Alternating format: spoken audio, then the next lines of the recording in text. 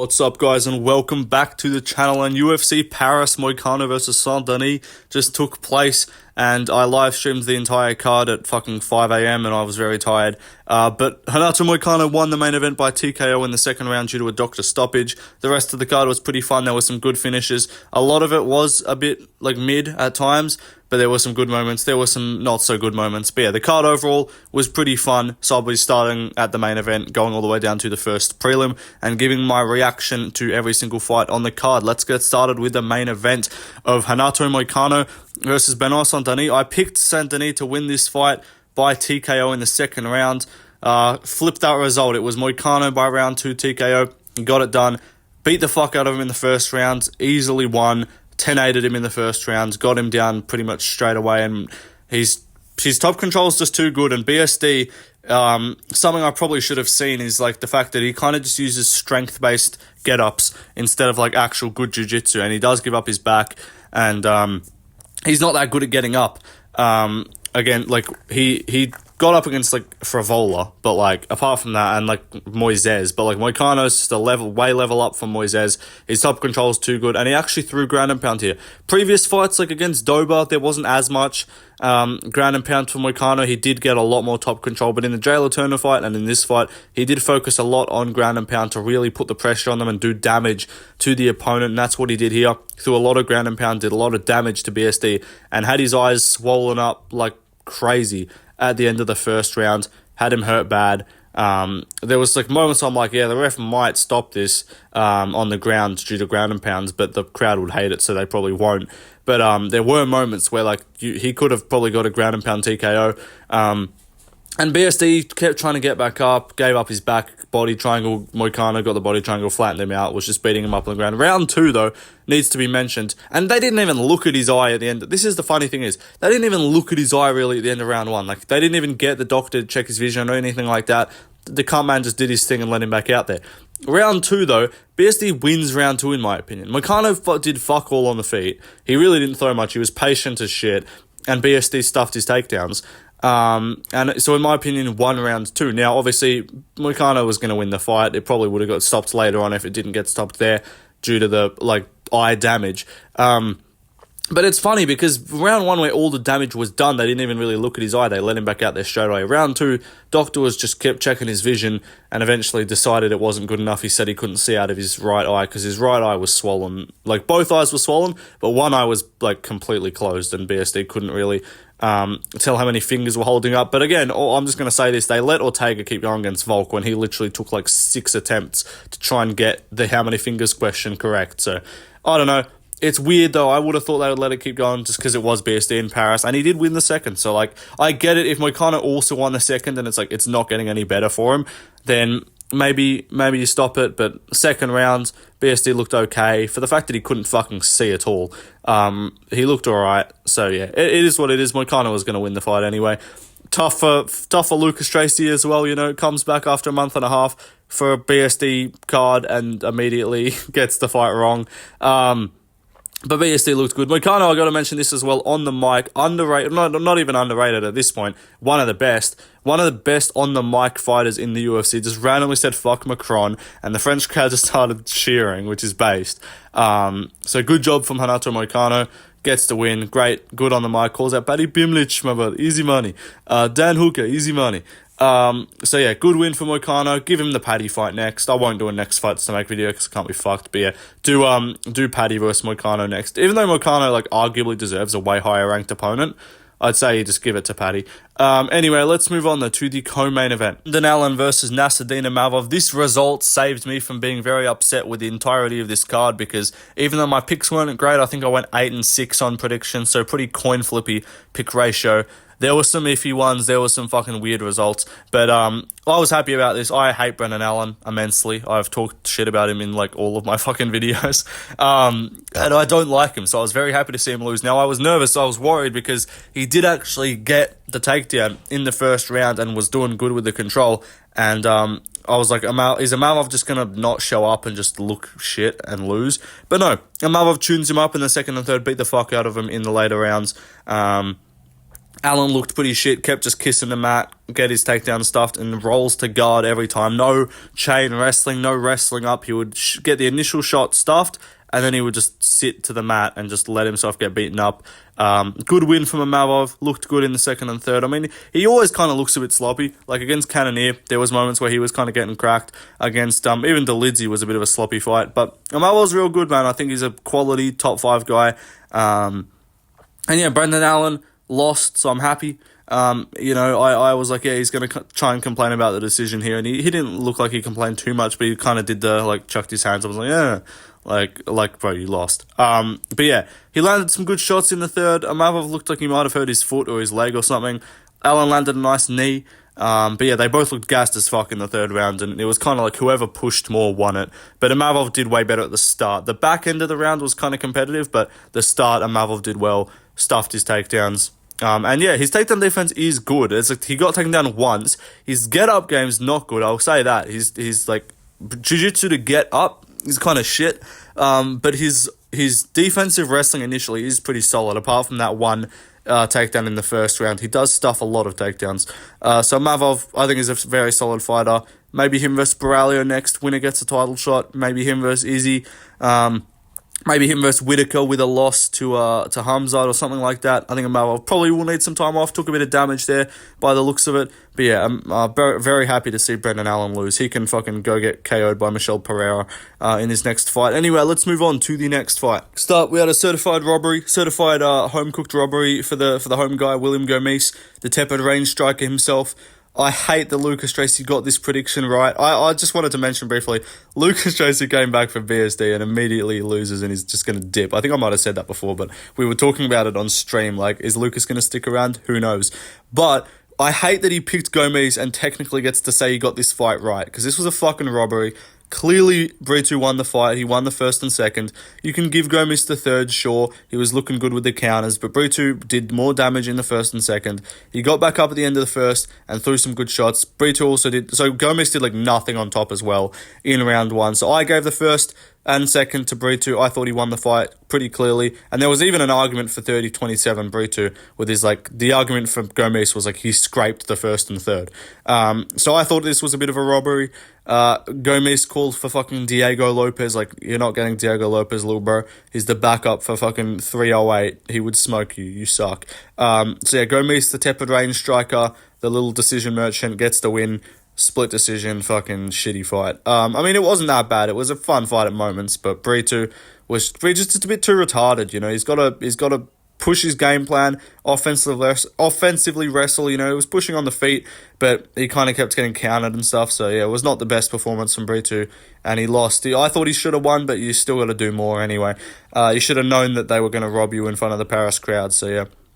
Anyway, let's move on to the next fight. So, Brian Battle, I got this one wrong as well. This one was an interesting fight. I picked Gisette to win a close decision. I thought it would be competitive, and then obviously we would get the home-cooked robbery or the easy judging bias for Gisette. First round was somewhat competitive, I guess. Battle was doing well, doing a bunch of holding him against the cage, landing some good combinations. I'll say something, Battle was way quicker in this fight. Gisette looked like he had a bit more pop on the shots, but he looked slow as fuck. Battle looked quicker, threw in good combination, so he looked pretty solid here. Gets the win, round 2 TKO. First round was competitive, second round he just gets on him, starts throwing heaps, lands good shots, hurt Gisette, and Gisette kind of just got overwhelmed by the power. Very Bilal Brady-esque with the standing TKO, and then Gisette really just did nothing to fight back. So yeah, good win from Battle, and then also him and Moicano based. He was just calling out the French crowd, flipping him off, doing good stuff. So yeah, good job, Brian Battle. I picked against him. But it was a close fight in height. I predicted it to be a close fight, I should say. But Battle looked really good, and he's definitely a legit guy at welterweight. Anyway, let's move on to the next fighter. Or next fight, sorry. So we had Morgan Charriere get the KO win over Gabriel Miranda after a competitive first round where Miranda did okay. Had some moments in the grappling, threw some good combinations on the feet. Yeah, Charriere said, fuck you, I'm getting the KO, I'm getting my bonus. Kind of weird exchange. Miranda sort of ended up turning away, and then disengaging with his hands down, and then just got cracked with a left hook from Charriere and put away. So great win for Morgan Charriere, gets one of the bonuses. Another guy, though, who got the bonus was Perez Ziam. I don't know how this man has gone from decisions against Claudio Puelles and fucking Jamie Malaki to KOing Matt Frevola. Crazy. Gets the win by brutal KO with a knee in the third round, and he won the first two as well. This wasn't like a comeback KO, but bro, Ziam was on smoke. I was so confused. I was like, bro, this guy looks like the most fucking auraless, dead NPC fighter ever. He's gone to decisions with Puelles, losing to McKinney, all of that. Battle of McKinney's kids, obviously, with Frevola and Ziam. But he looked alright. Frevola came out, was doing some wrestling and shit. Ziam had some good moments, ended up on top in the first round, landed some good ground and pound, had some good shots at the end, so wins the first. Second round, he's just tuning up Frevola. I was like, what the fuck? I thought Frevola was going to KO him. Frevola was just rushing in, throwing overhands. So yeah, Frevola is apparently shit. It's like, and like, Frevola KO'd Dober though. Like, it's just weird. Ziam's just weirdly technical and actually good at striking, and he's got some pop to his shots apparently as well. I thought he was just the biggest NPC nobody ever. But he's gained some aura, and Ziam is looking real good, and he's looking like a guy who could do some things at lightweight. So fair play to him, gets the W. Bro, if this guy's going to fight like this in France every time, put this motherfucker in France more often, because that shit was sick, and then the knee in the third was nuts as well. I genuinely thought he killed Frevola. Like, Frevola was like, they went to a break after, like, you know, normally how the fight's done, they kind of walk around, they meet in the middle of the cage, and then they go to a break and come back and then read the decision. Bro, Frevola was still just down and just dead when they came back from the break. I was like, what the fuck, is he dead? Nasty KO from Ziam, definitely the highlight of the card in my opinion. It's a great win for him. Let's move on though to the next fighter, or next fight. Start, we had D1 Kutalaba wrestle it up against Ivan Erslan. No, it was a competitive fight. Look, I thought it could have gone to Erslan. Based on, I think, the first and third. Second round was Kutalaba. He did well. First round was pretty competitive. It was close. I gave it to Kutalaba. It could have gone to Erslan. I picked Erslan in this fight because I just didn't trust Kutalaba, who lost to Kennedy and Jatruku. But Erslan came in on his debut and looked kind of mid. Swung some big meaty hooks. Both of these guys took some shots. I thought it was going to be a round one KO. It ended in a decision somehow. I thought it was like whoever's fucking gets landed on first is just going to die. But Kutalaba kind of staggered him a bit in the first round. I didn't know if it was like off balance or if he actually dropped him because the shot didn't look like it landed that clean. But in the end, Kutalaba gets the win. Not going to call this one a robbery. There were some... Brito Gomis was definitely on the robbery side of things. This was not a robbery. This was a close fight. But yeah, good win from Kutalaba. I got this pick wrong though. Let's move on down the card. So we had Umar Sy versus Dawoon Jung. I picked Umar Sy to win by early finish. I thought he was going to have a good performance here in the show out. He ended up kind of having a bit of a iffy decision. Not iffy, like he clearly won the fight 30-27 or 29-28, whatever. But he kind of looked mid in the first. He kind of looked mid at moments. He was getting cracked by Dawoon Jung a little bit. He started feeling himself in the first round. Started doing the typical Cyril Gahn thing where he does the, bounce around with the cocky facial expression. You know what I'm talking about, the Gahn special. It's what all the rangy French kickboxers do. But he grappled early, and then Dawoon Jung got back up. I thought he was going to grapple, take him down immediately and sub him. But this guy's also got an 83-inch reach, which is pretty crazy. And when he actually throws a jab, he's actually a solid fighter. But he doesn't often throw a jab, which is crazy because he's got a massive reach advantage over everyone. He ended up actually deciding to stick behind his reach, though, in the second and third. Looked alright. There was moments where it was a bit iffy for him, but he hurt Dawoon Jung in the second and then decided to randomly shoot a takedown, which was interesting. But yeah, overall, decent performance from Umar's side. Definitely slow roll him. He's got potential to be good, but right now he's definitely not ready for top 15. Anyway, let's move on, though, to the next fight. Next up, we got Ludovic Klein, who kind of disappointed here, I'll be honest. Look, he looked okay. He won clearly, but it wasn't like the best performance. I expected him to come out here and just smoke Roosevelt Roberts immediately and finish him. Mix up to the body, because bro, this guy looked good against Barmondes. He beat up Moises. He beat up Moises, Barmondes, finished AJ Cunningham. I was like, yeah, he's gonna treat Roosevelt Roberts like a can and just get rid of him in the first. Ended up not getting rid of him in the first. Needed to grapple a bunch. He looked okay, but definitely not the best Klein. I'm not gonna say this is like, oh, he got hype, derailed, fraud checked or something like that. guys have guys have these like performances where they're big favorites, and then they kind of make the layup not look as easy as they were supposed to. So it is what it is. Decent fight from Klein. Let's move on though to the next fight. Next up from Taylor Lapilus, who got the nice win over Vince Morales. Again, one of those French guys, big favourites. I'm just going to say this was the first leg of the N-words in Paris parlay, which I proposed. I said, and you give me credit for this, even though I picked Frivola and even though I picked Brito, I said, bro, I'm telling you, Gomis, Umar Sy, Perez Ziam, Morgan Charriere, and so Taylor Lapilus, Umar Sy, Perez Ziam, Morgan Charriere, and William Gomis. 5-leg parlay, the N-words in Paris, the Africans in Paris, and I said that shit would hit, and it did. And that would have paid good because fucking Gomis was a big underdog as well. So, give me credit, I said that. I mean, it was kind of just a meme and a joke parlay. But, hey, you guys should have bet on that shit, bro. The N-words in Paris, they were never going to lose. I guess Balaji Oki did lose, but he's not French, so whatever. But anyway, let's move on to the next... I didn't really talk about the fight. Lapilus, yeah, he did okay. Typical French kickboxing range decision. Had some moments where he looked a bit mid, but it is what it is. Like, he does what he does. Just range strikes and doesn't finish anyone. So, yeah, good win for Lapilus. Let's move on, though, to the next fight. Next up, we had Eileen Perez, who did some stuff. She won a fight, apparently. I didn't notice much fighting. I just was looking at the lower half the whole time. But no, Perez did well. Gets to finish in the first round arm triangle. And actually getting a finish as a women's MMA fighter is pretty impressive. Even if it's against a can, sometimes most women's fights against cans still go to a decision. So, good win from Eileen Perez, and then just twerks over the opponent. She has a son.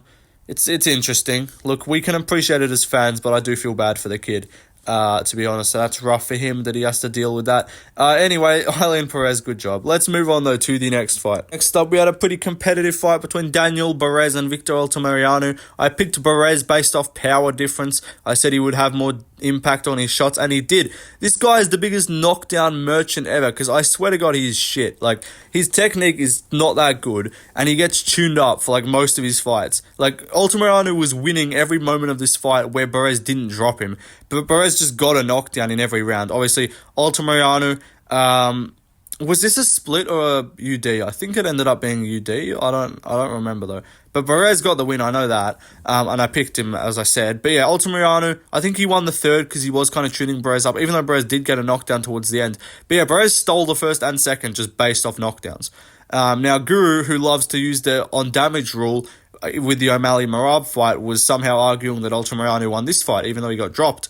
Because on damage, guys, remember. But yeah, it's interesting. I don't know. I thought it was pretty clear for Perez first and second based off damage, based off the more impactful shots from the knockdown. Because it wasn't like Altamirano was just tuning him up in the second. Like, he was winning a competitive range kickboxing match, and then he got dropped. So it's like, it wasn't like he was beating the fuck out of him and got dropped. It's like, iffy.